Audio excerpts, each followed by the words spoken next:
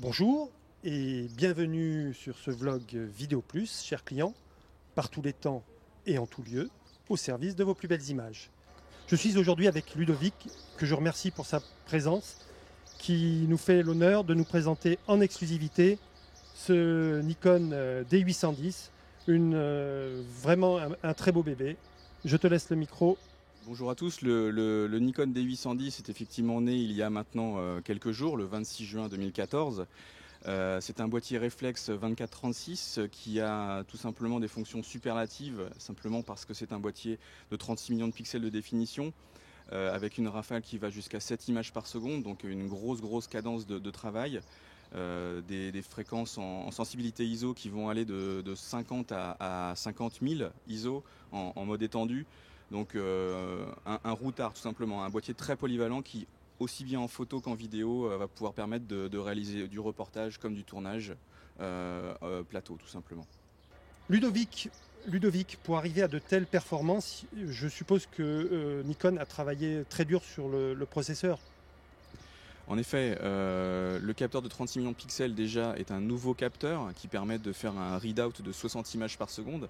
Et pour s'adosser justement à ces plus grosses fréquences de sortie, on a mis un Xpeed 4 qui est la dernière génération de processing chez Nikon et qui permet justement de pouvoir travailler en 60 images par seconde sur une très grosse dynamique d'analyse. On est sur au moins 13 diaph grâce à l'intégration aussi dans les picture control d'une nouvelle courbe qui est une courbe flat. Un peu similaire aux courbes log sur les caméras cinéma et ce qui permet justement de travailler avec la plus haute puissance possible jusqu'alors. Le rendu des lumières, des couleurs, la sensibilité aussi qui va bien sûr encore progresser grâce à l'association capteur-processeur. Voilà, donc pour ce qui est de l'ergonomie par rapport au prédécesseur qui est le D800, c'est un boîtier qui va toujours être en alliage de magnésium, très robuste, avec l'ensemble des caractéristiques photo qui sont poussées à l'extrême, avec un module AF de 51 zones, ce qui se fait de plus rapide tout simplement chez nous aujourd'hui, pas simplement dans les boîtiers sport, mais ça va être un boîtier qui va permettre de faire aussi bien du studio en 36 millions de définition que de la vitesse rapide, parce qu'en mode recadré à 16 millions de pixels, on atteint 7 images par seconde, ce qui en fait un boîtier vraiment polyvalent.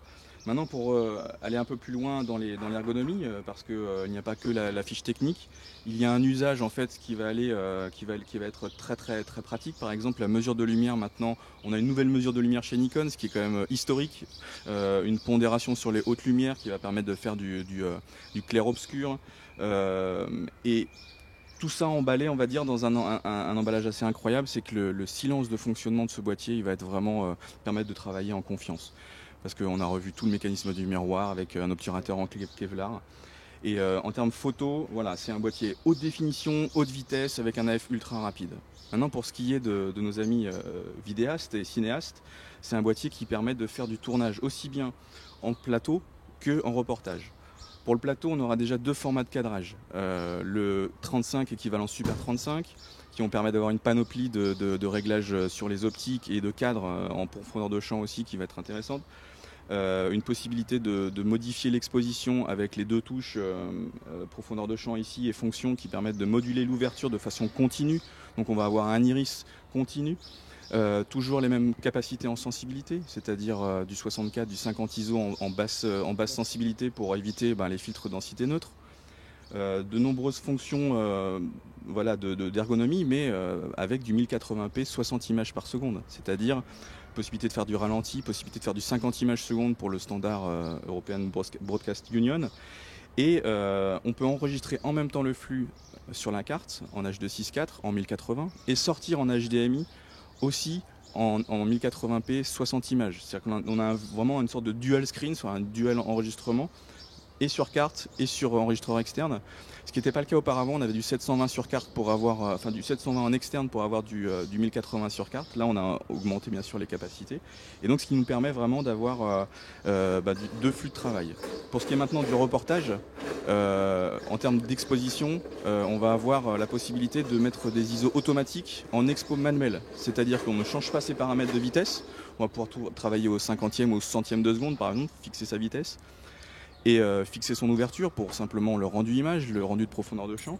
Et la modulation d'exposition va ne se faire que par l'exposition des sensibilités.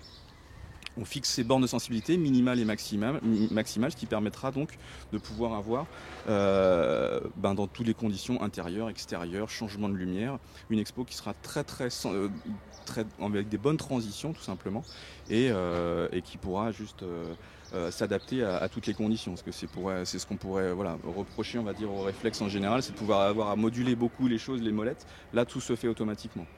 Et pour finir, le son n'a pas été non plus oublié parce qu'on a un micro maintenant stéréo intégré. On a des possibilités de filtrer les fréquences en son, c'est-à-dire qu'on va essayer d'éviter les bruits de vent et aussi de se concentrer sur les fréquences vocales. C'est-à-dire, dans les hertz, on va dire, on va prendre les fréquences qui vont éviter le bruit environnant, tout simplement pour éviter les basses fréquences et les très hautes fréquences qui vont gêner sur une interview ou un reportage en extérieur. Polyvalence, photo et vidéo. La synthèse parfaite.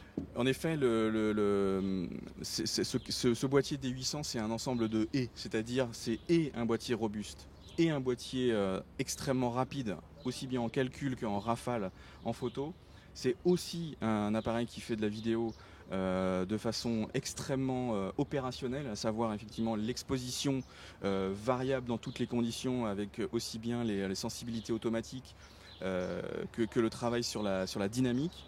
Et voilà, c'est tout simplement de l'autofocus, de l'optique de qualité qui vont être au service d'une image qui va se faire aussi bien en extérieur qu'en intérieur, aussi bien en photo qu'en vidéo. Merci infiniment Ludovic de nous avoir réservé la primeur de cette présentation.